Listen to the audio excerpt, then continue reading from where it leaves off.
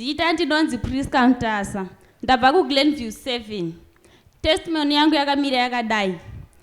Ini ndakabva kuclinic ndikanzoni nanga ndakazvitakura ndikanzi nguva yenyu yapfurikidza saka endai ndikarifera hospital kuGomo munofanirwa operation. Matamudumbu mwedzi mungani? 9 months. Nangonzi naMwari ndiise nyasha dzekuti abatsirwe zvakanaka. Notenda. Wazvinzwa? Ndakatotransfer kuclinic kuGlenview anzoni mamba madarikira ende kuGomo but aiwa kandi ndinda kusimudza usiri wazvisimudza wega. Notenda. Ndoda kuti abatsirwe zvakanaka. This complication it will go. Kanzi munofanirwa operation endai kuscan kechi2. Inini handina kuenda kuoperation kana kuscan. Hange iri Wednesday and then Sunday ndobva ndauya kuchurch. Muchiri kuziva here kuti yange iri Sunday ipi date racho muchiri kurirangarira? Yangu ari musi wa8 October ndisati ndaenda kuscan. Ndobva ndasimudzwa naProphet. Uda opo here kana uda kuita? Ndisi kuda opo. Opo aite? Kana masticha ndisi kumada. Hamusi kumada futi? Because ndakazombeswa mastichi ka. Aite manje. Saka ndoda kuti Mwari akuitire zvakanaka ndizvo. Notenda. Mururamba zvemastichi here? Ndakaiswa mastichi. Panoona kaita accident ndikasonwa apa. Ndo asiro here mastichi acho? Asiyana.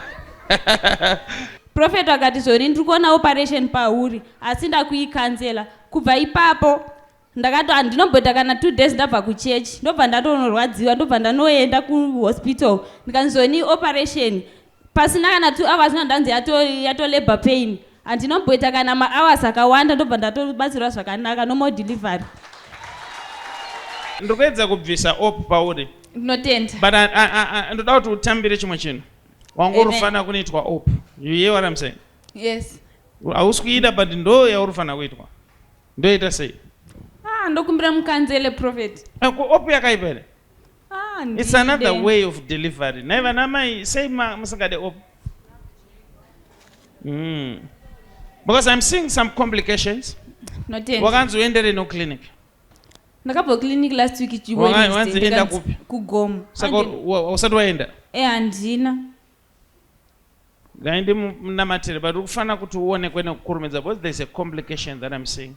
But I will pray for you. Notenda. Though. Notenda Prophet. Uda usunuka izvozvo here? Wato prepared ka kuda mangwana? Kana nhasi chero.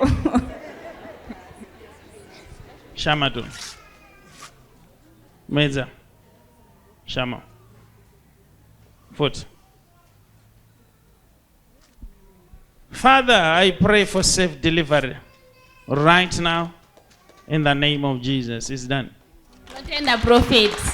You will come and testify. Mwari akuitire zvakanaka.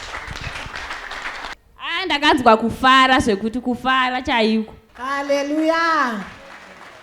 Mama vachinotora zvavo kugara.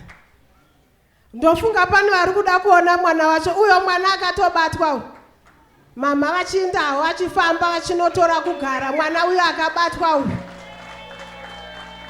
Saka zvese zvinenge zvanzi naSatani hazvisi kuzoita. Mwari akangoti zviri kuzoita zvakatoita vakasungunuka zvakanaka pasina kana operation. Tichingotenda munhu waMwari tichitenda naMwari anoshandisa munhu wake kutidzikinura mumatambudziko ese atinenge tinawo. Hallelujah.